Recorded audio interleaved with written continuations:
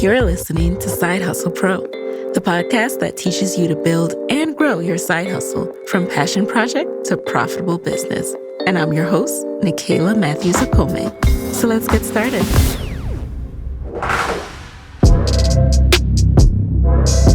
Hey guys, hey, welcome back to the show. It's Nicaila here, back with another episode of Side Hustle Pro.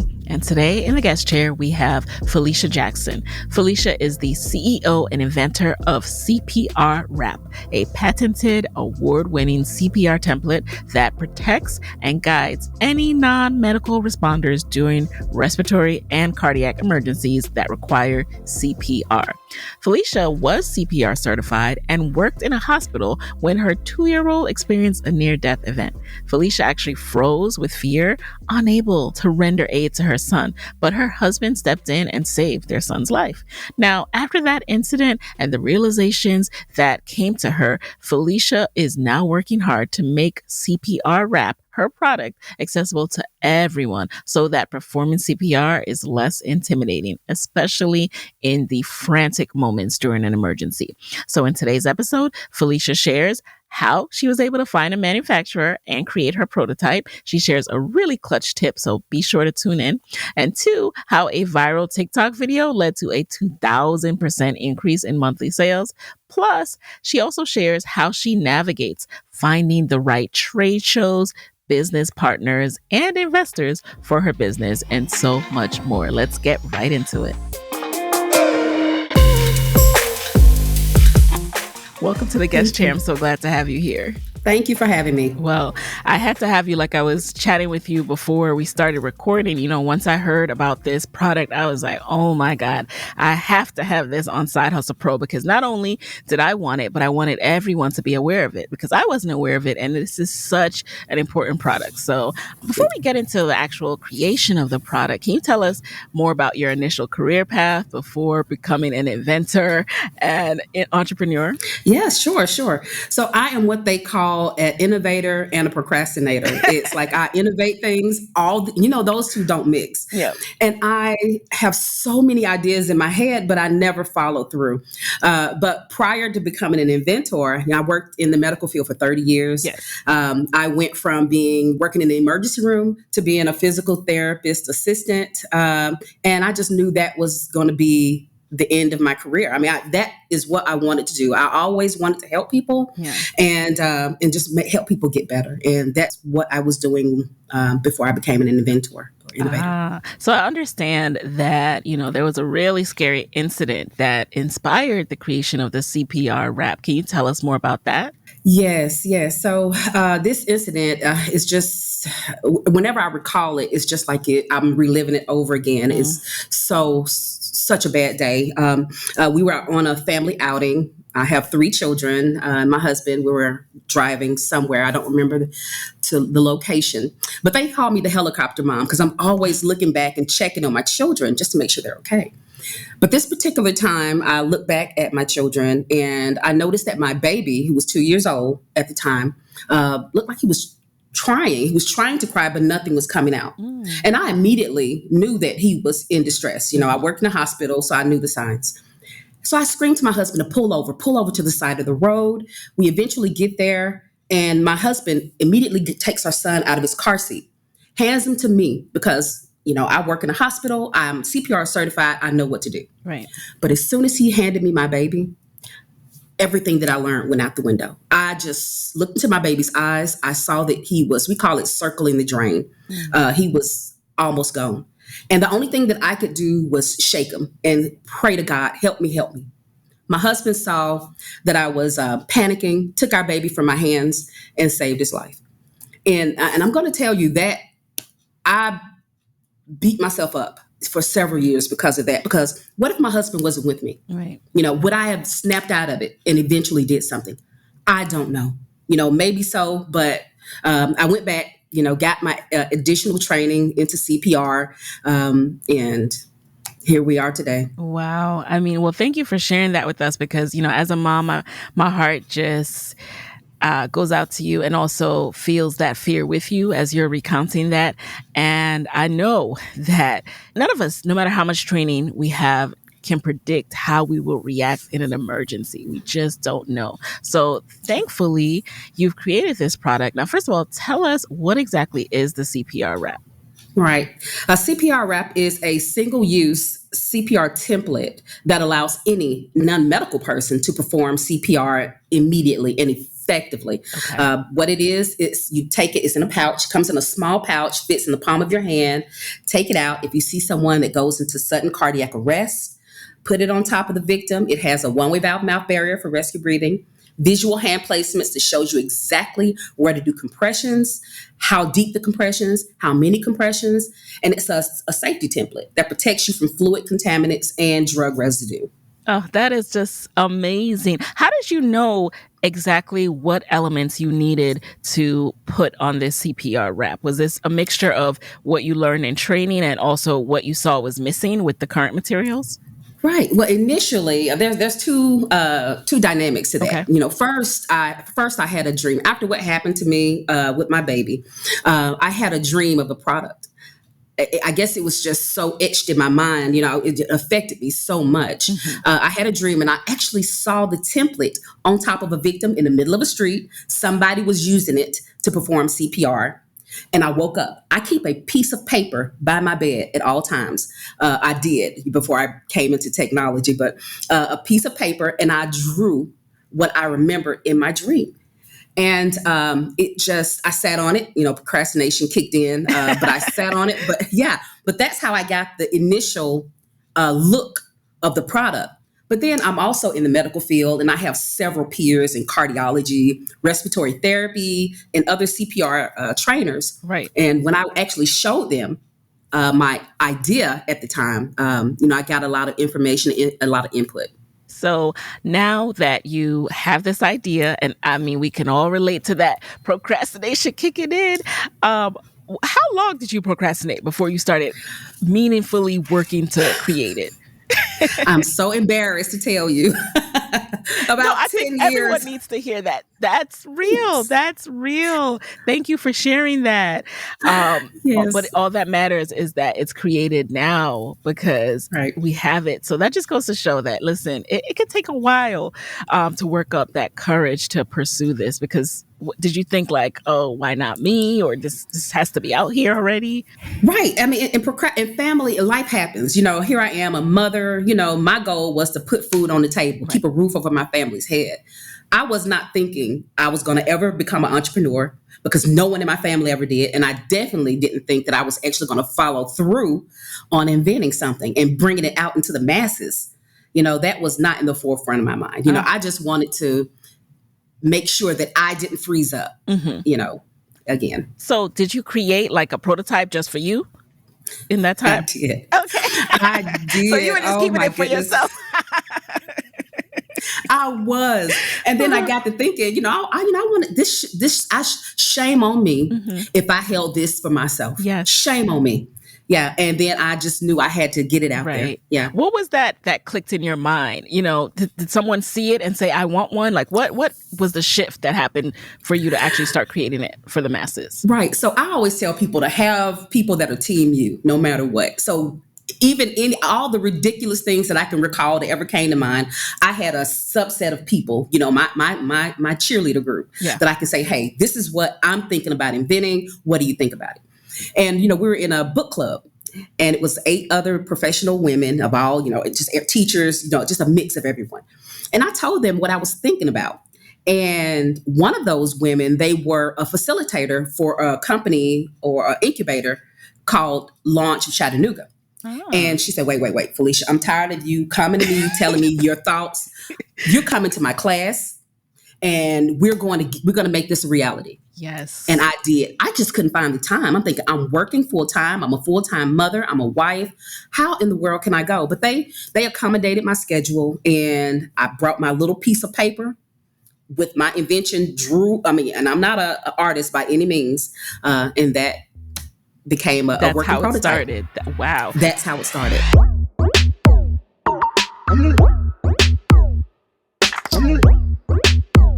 So what were your next steps? How did you find a manufacturer? How did you start to get your actual prototype, your next prototype, and create this thing?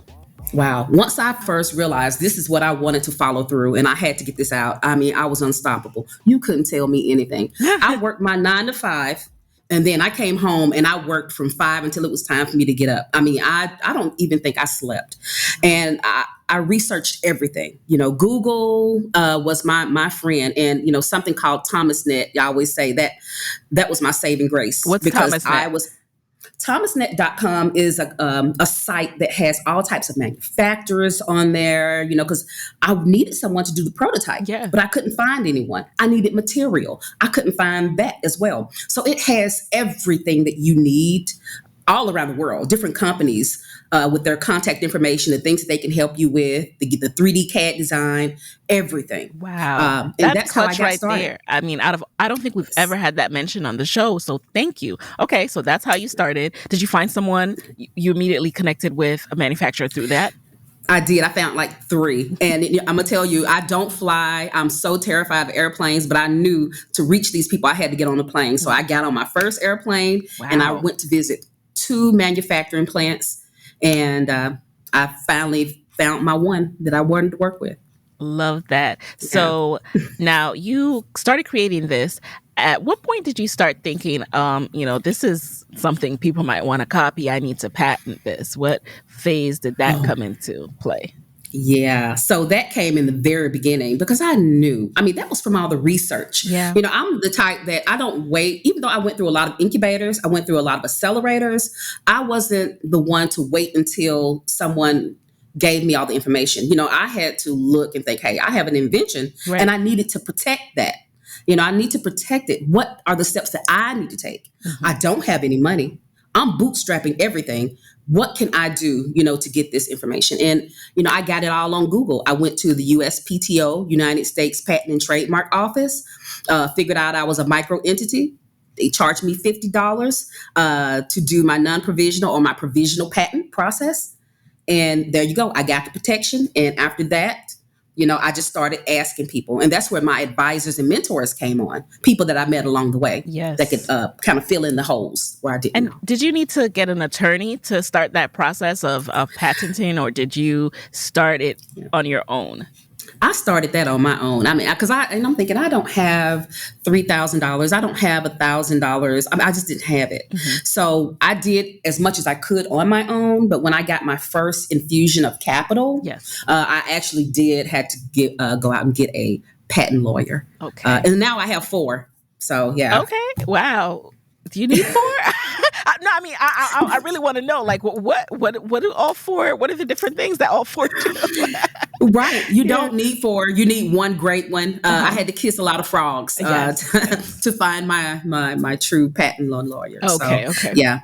So now, how long did that process take from starting to work with the manufacturer to getting this product out the door? Right. So that took another year and a half, because you have to get the material, you have to outsource, and then it's a U.S. product. You want to make it in the U.S., but then you're finding better prices overseas. And so you had to, there's a lot of variables that go into it, and I'm learning. Mm-hmm. And a lot of things that I know that, especially with, I won't say specifically with women, I'm going to say it, especially minority women. Yes. Yeah, I'm just going to say it. We don't have a lot of access, to things that should be readily, that we should have. You think we have, but we don't. We have to fight and really try to get that information. And that's what I had to do. The information was out there, but the door wasn't open for me to get it, to assess it.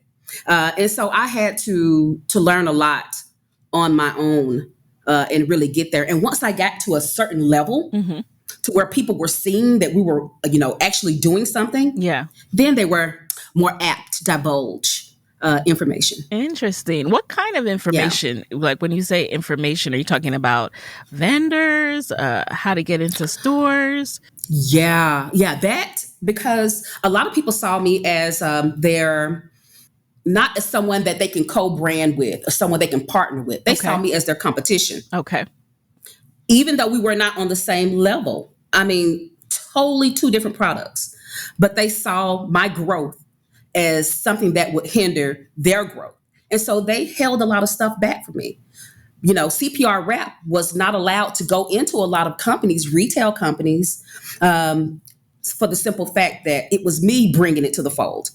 That's a whole nother story in itself. I was wondering about that when I saw this product and that's why I asked about the patenting, because I know that you see this, you're like, this is great. Why wasn't this created before? And then, Right. but then you want it to be from someone else. You want to bring someone else to that boardroom and present this and give them a big box deal or a business to business deal or to take over all the hospitals and all of that. So how are you navigating that?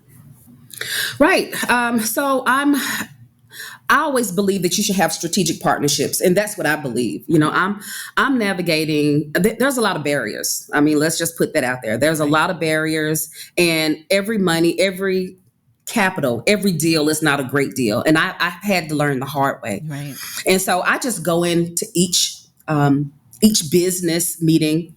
Every time that I present this product to someone, some company, I'm transparent. This is what you get. What you see here is what you get. Yeah. You get the mission, you get the vision. And if you're going to hop on and take this train ride with me, so be it. So be it. But it's still hard. No matter how successful you are, Right. it's still very hard. We still have to kick down a whole lot of barriers to make it to the next step. But that's not going to stop. Definitely not going to stop me. No. And at what point, first of all, are you a business to business product or a business to consumer product? We're both. I always tell people CPR Wrap is a B to B to C. We're on, it's like, can you really put a price on life? No. Can you put a life-saving product in a box? I think this is for every man, woman, and child all over the world. That's my goal.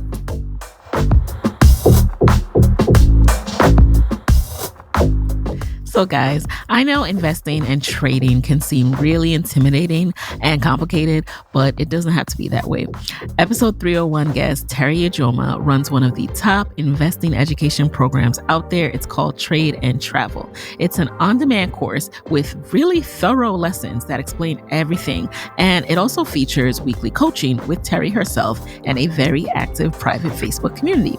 How do I know? Because I am also a Trade and Travel student, and Trade and Travel is helping me to break through the intimidation that I've always felt around stocks. So Terry teaches you the difference between long versus short selling. She teaches you everything you need to know about getting set up, where to invest, how to invest. She teaches you how to trade stocks as a side hustle to earn extra income, and how to set concrete goals, realistic goals, how to pace yourself. Trading is not something you need to do every day. Terry really shows you how to do it in a realistic side hustle way so that you're trading, but you're also, having impact and making wise choices. So go ahead and learn more and sign up for the Trade and Travel program at sidehustlepro.co/trade and travel. And I'll link to it in the show notes. Through Trade and Travel, you can learn how to trade as a side hustle and supplement your income with trading. So sign up for Trade and Travel at sidehustlepro.co/trade and travel. One more time, that's sidehustlepro.co/trade and travel.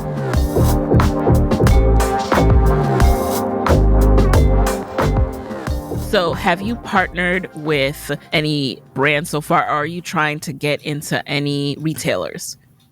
Right. So we're in conversation with a few retailers to try to get it out there, because that's a whole, now we have 7 channels of distribution. What are they? I had to rein it back. Of course, we have retail, licensing, organizational partnerships. We are doing distribution partnerships. Like right now, we have partnered with Aero Healthcare out of Australia. Wow. To export, to distribute our products in Queensland and all of Australia. I love that partnership. We partner with a company called Heart Hero, who has invented one of the first compact portable defibrillators in the world. And so that's going to be a co-brand. So with every defibrillator, you will get a CPR wrap to initiate CPR while someone's getting the AED to shock the heart back into rhythm. And we are talking with the Red Cross and in hopes of talking with the American Heart Association too. So yeah, we have a lot of irons in the fire. Very, very smart partnerships. And I'm curious now from a financial standpoint, you touched on the bootstrapping a little bit, but how were you able to start building this business? So you were working full time and pouring some of your salary into it. Was that how you were doing it? I was. This is funny now, but it wasn't funny then. Once I decided to go all in, I was working in the hospital. I was actually in school to get my doctorate for physical therapy, but I completely stopped and just stopped working. It was a 2-income house. I quit my job. Didn't tell my husband. Please don't do that. Wait, that's a whole. Wait, we got to go back to that. Oh my goodness. Okay. I did. I quit my job. How are and you it was planning to, for him to not notice that? I know. I didn't. I wasn't thinking. I had my entrepreneur hat on and my mind was like, go. You've got to get this out and you have to be in this business 100%. Yes. Because I was slowly burning myself out, working full time, being a mom full time and then doing this full time. I had 3 full-time jobs. Wow. There was no me time. And so I was hurting myself. And I said, okay, something's got to go. And so, unfortunately, it was the job that was bringing in money. And I thought 2 weeks later, he's going to figure out there's no money coming in. So I had to fess up. And I did. And he was okay with it eventually. And, I was able to really take off after that. But how did you take off with less cash coming in? Like, were you able, because it's always that dance of, do I quit? Because, it's what's provided me with money to pay the bills. But if I could do this full time, I could accelerate. Now, how were you able to do that? I know it was crazy. Well, it was hard. We eventually, because I quit my job, we lost our car. Mm-hmm. We were in the process of losing our home. And during that time, it was a group. I later found out it was a group of doctors that came to me and they saw that they loved the product and they offered me $1.2 million for my concept. I didn't even have a prototype yet. And I'm sitting at the table with this person and they had the money there with them. And I'm thinking to myself, oh my gosh, this could change our lives. Yes. This could save my family. And I tell you, and I always say, go back. I always have you people that are team you. I excused myself. I did the church lady leaving the room. Excuse me 1 second. I'll be right back. Went to the restroom, got out my phone, and I called my 2 people that I trusted the most. And I told them everything that was going on. This is money. It's right here. What do I do? And they both said, they didn't tell me not to, and they didn't tell me to take the money. They just told me to remember my why. And if these people are coming to you at this moment with this amount of money for a concept, imagine what it can be worth for longer, down the road. And I went back and I turned the money down. And I thankfully that I did, because shortly after that, I got an investor. I love that story. So talk about the difference between an investor, because sometimes when people hear investor, they still think of it as like, oh, you're selling your company and you're giving away your legacy and all that stuff. So what was the difference between these people trying to buy your company and this investor? Right. So the people that the story initially that wanted for the 1.2 million, they wanted to buy at least 80% of my company, let me keep the other 20, but they still wanted me to be the face of the company and run the company. I just wouldn't own it.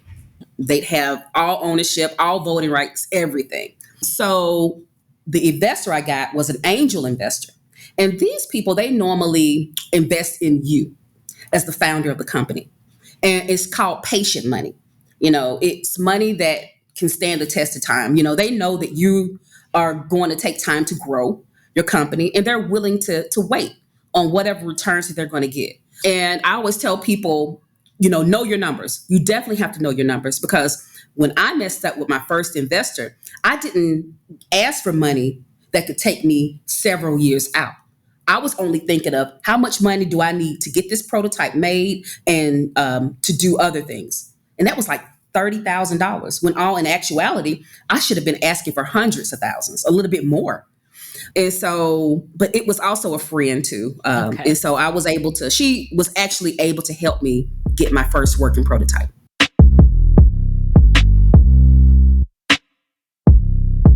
Thank you for breaking that down, because that's very important to know. And yes, it is patient money, angel investment.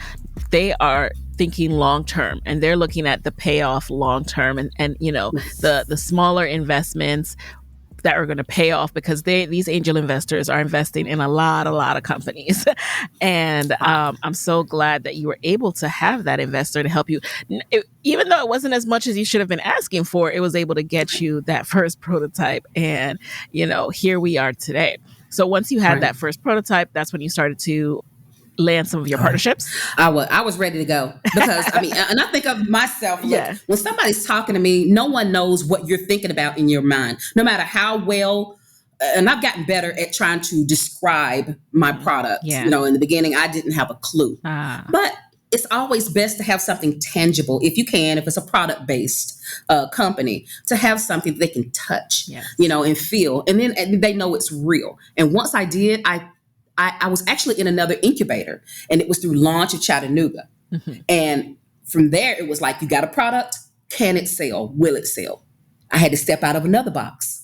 I don't like to talk to people. I mean, now you can't shut me up. But then I did not like talking to people. Yes. And so I had to get out of that. Mhm. I couldn't be that person, that timid, that quiet person anymore, because, I had to tell people what I had and get them to believe in something, Yes. something that I made in my mind.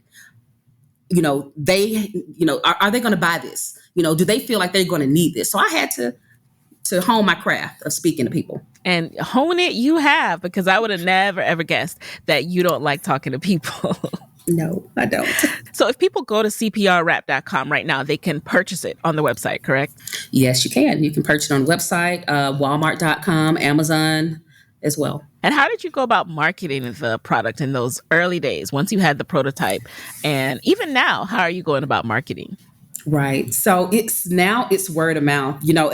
I always tell people, you can't make money if you don't put money out there. So you always need to do some type of marketing. Mm-hmm. But with me, because I didn't have the money, I told my story. People resonated with my story. Yes. And once they did that, they signed on. I mean, and then, we did something through TikTok, and we went viral. And through TikTok, I was able to hire 2 people. What? Wait, so wait, break that down for us a little bit. What do you mean by through TikTok you were able to hire 2 people? Yeah, because you were working, and this goes back a little bit further, because I was direct to consumer, the people that I was reaching out to. Right.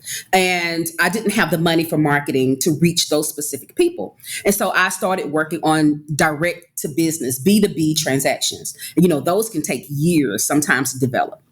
And so to turn the light on, to keep the lights on, should I say, and make money for our operations, I thought, okay, well, let's do more things on TikTok, Facebook, Instagram, and just put more content out there. And so I made one post on TikTok, and it got 3 million views. Wow. And the other one got 1 million views. And our monthly, and I don't mind saying, I mean, this is nothing I want to hide, because I'm about being transparent. Thank you. Our monthly revenue went from 0, because there are some days we didn't have any sales, to 0 to 1,000 a month, to 10 to 28,000 a month. $28,000 a month. Awesome. And growing. Mm-hmm. Yeah, and growing. And that's off of one TikTok. That's only one stream. Mm-hmm. Right. And it's nonstop. It's nonstop. So you have to if people don't know you exist, they're not going to buy your product. Yeah. They're not going to buy your services. So yeah, that was a biggie for us. That's amazing. And I mean, it also goes to show that no, you can't predict virality and anything like that. But if you don't, there's actually a TikTok with this audio that says, if you don't talk about your business, you can't have a business.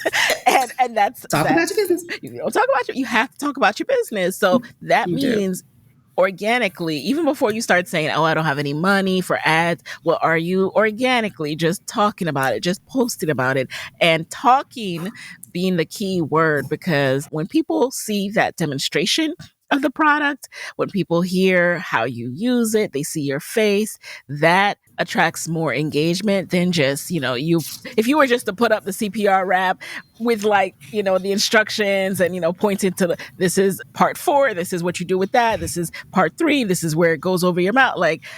that's not going to attract as much attention as you demonstrating and talking about it. So Exactly. I need to link to this, you guys. I got to go find that TikTok. Um,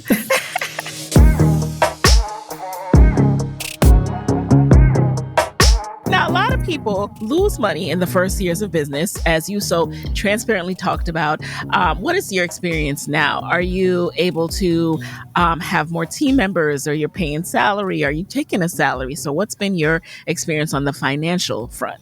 Right. Yeah. It's crazy because I guess during COVID, I mean, that was one that affected us tremendously. I did have two employees, including myself, taking a salary. That was the first time I ever took a salary. Right. Because when you start a company, it's like your baby. And, I was so used to putting money into it. I never thought, I should even pay myself. I thought it was like taboo to me. It's like, no, I need to pay these people that are working in the business. I'm the one that started the company. I'm not going to pay myself. But now that I am able to pay myself again, I'm able to pay my employee again. I mean, it just seems so surreal. I'm always going to work, not just in the company, for the company, in the company. I mean, that's just how I am, because of my mission. But to get other people to see that mission, to see that vision, and actually want to work as hard as you do, you hold on to those people and you do whatever it takes. So I love that we're able to do that with the growth that we've seen with CPR Wrap. Yes. And I also see that you hit the ground running. Like you were at the trade shows, you were talking about your product, you were demonstrating and showing it. How do you navigate that in terms of deciding how many trade shows a year I need to go to? What is the ROI on those kind of experiences and events? Right. That took a little bit to kind of navigate through as well, and just to figure out, because with a product like this, it's like, where does it fit? Mm-hmm. And like I said, I normally see this product fitting everywhere, but I did have, it costs money. Yeah. Some of those tables cost $3,000, $5,000, Wow. and that's just for the table. Yeah. That's just to get a table at the event. And then you have marketing, because you want people to know that you're there. Mm-hmm. You have to buy swag, you have to take inventory, and there's a lot to go into it. And so you really have to know your numbers. You have to know what money you can part with to get that return, that you're looking for the money that you're putting out, to let people know that you exist. That was the first time I ever went to the Kids Expo. I went to an ABC Kids Expo because, I mean, that's my target. Yeah. My target market are mothers, their children. That is like 80% of the people that buy CPR Wrap. So you do have to know that. Who comes to that kind of showcase? When you say ABC Kids and your target are moms, but they're not actual just moms walking in there, right? These are brands and businesses, I assume. These are like Bye Bye Baby. Okay. There's retail, Target, places like that. And even the other vendors that are there, like we are working on a partnership with it's a vendor. It's in Italy. I can't really divulge the name yet, but it's in Italy. Yes. And it's a baby product, and they've been around for like 30 years. But they just wanted to export here in the U.S. They saw the product, and now we're talking about branding. So influencers are there, from social media. They're the outreach. They're going to get eyes on your product or services to their millions of viewers. Yes. Those are the people that you want to connect with. I didn't know that. I didn't realize influencers went there. So that's very important. And I want people who are listening to this who have a product and who are starting to research the trade show routes and whether it's effective, whether it's worth it, to know about this. So number one, how did you figure out which trade shows were worth it for your product? Right. I talked with people. I reached out, and a lot of these trade shows, you go on YouTube and everybody's posting content about it. Okay. And that's what I did. Yeah. Yes, I did that. And sometimes they hear about your product or services and they reach out to you. And that's what ABC Kids Expo did. They reached out to me. Okay. And I went to EMS World, where my product was shown to professionals, EMTs, paramedics, CPR trainers. Yes, I will definitely work with you. No, I don't think you will use my product as an EMT, but you are connected with the people I'm trying to reach out to, and that could be a branding partnership. Yes. So there's ways to work your product or service into whatever trade show you're going to. And what makes it worth it for you? A life saved. That's it. That's my mission. My mission and my goal in life right now, besides making sure my family is taken care of, is to empower every man, woman, and child to save a life and to be saved. Yes. And when I get that call that somebody's life was saved because they were able to use CPR Wrap, I say I'm done, but no, I'm done. That's my driver. That's my fuel to keep going. And do you have those kind of stories? I mean, I know it's deep, it's heavy stuff, but it's so important that like to be able to do that. So you can view it as heavy, but you can also view it as, oh my God, thank God that they have the CPR Wrap. So do you get those kind of customer testimonials? I do. I got one celebrity, because a lot of times I send out to people that have, of course, celebrities and influencers. She was on the Housewives of Atlanta, Okay. Kim Zolciak Bierman. Oh, okay. And I sent, she has tons of kids and she's a nurse. Yes, so she gets it, right? She has tons of kids. And one day my social media, my phone was going off. Bing, bing, bing. I mean, just notification. Yeah. And come to find out, her son was choking to death. And she's a nurse and she freaked out. She panicked just like we all would. Yeah. Ran to their office where they kept my CPR wraps that I sent them and their AED. Wow. And they were able to save him. Of course, they would initiate that if he was to go unconscious. Right. But, they were able to save his life. But she was so happy that she had those just in case, even though she's a nurse. Yes. It just the panic sets in. And so getting that, it was like, and other ones too. I get good and bad. People that don't have my product, that have lost a child or lost a loved one and wish it would have been around. Yeah. Oh, wow. That is, oh my God. I'm so glad that she shared that too. Not only that she had it, but she shared that, because I think my fear is always, you can take the class, but in that moment, your brain is doing the same thing. Like, where am I supposed to put my hand again? Where am I supposed to do this again? So just having that there to guide you as you're already freaking out is just such a godsend. So thank you for this. Now, before we get into the lightning round, I would love to know, what are your next big dreams and goals for CPR Wrap? What are you working on? In addition to the partnerships that you've mentioned, I'm just curious, where do you see this product going?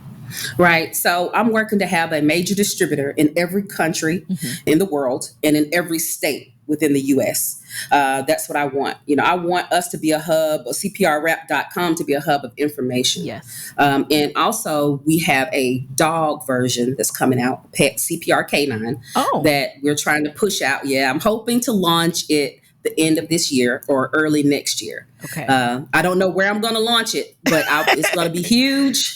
It's going to be huge. The way people love their pets. I don't have a pet, you guys, so I can only see and observe that, the pet industry, listen, huge. Yes. Okay, that is very, very exciting. I'm excited for you. Now, we're going to jump into a quick lightning round. You know the deal. You just answer the very first thing that comes to mind. Are you ready? I'm ready. All right. So number one, what is a resource that has helped you in your business that you can share with the Side Hustle Pro audience? Oh, I've already said it and I'll say it again, thomasnet.com. That's my go-to. That's clutch. I'm so glad you mentioned that. Number two, who is a non-celebrity Black woman entrepreneur that you would trade places with for a day and why? I would have to say non-celebrity. I would have to take it back to someone here in my city. And her name's Alexis Willis. She's a non-celebrity, but she is a go-getter. She kicks down barriers and she does not take no for an answer. And she's actually the one that actually got my foot in the door just to become an entrepreneur. Nice. All right. We're going to look her up and, thank you. Number three, what's a non-negotiable part of your morning or your day? Spending time with my family, kissing my loved one, that's non-negotiable. I have to look them in the eye. I have to talk to them every day. Yes. Number four, what's a personal habit that has helped you significantly as you grow your business? I mean, just being me. Yeah. Letting people come into my world. And it's helped me throughout my whole career. Even before I became an entrepreneur, this is who you get. I'm no different. And people relate to that. Yes. And then final question, number five, what is your parting advice for fellow women entrepreneurs who want to be their own boss, but are nervous about losing that steady paycheck. I know. I always tell people to never let fear be your driver. Don't do it. Don't do it. Believe in yourself, trust in yourself, and trust the process. You'll come out on the end, good or bad. It's all a learning experience. Failure is not truly failure. Yes. It's a way to learn. I love that. And I think that's the perfect note to wrap up on. So where can people connect with you and get their hands on CPR Wrap after this episode? You can go to www.cprwrap.com. You can get your CPR wraps there. And you can also connect with me via my website as well. All right, guys. And there you have it. Talk to you next week. Hey guys, thanks for listening to Side Hustle Pro.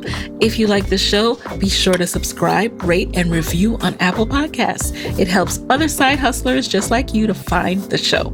And if you want to hear more from me, you can follow me on Instagram at Side Hustle Pro. Plus, sign up for my 6-bullet Saturday newsletter at sidehustlepro.co/newsletter. When you sign up, you will receive weekly nuggets from me, including what I'm up to, personal lessons, and my business tip of the week. Again, that's sidehustlepro.co/newsletter to sign up. Talk to you soon.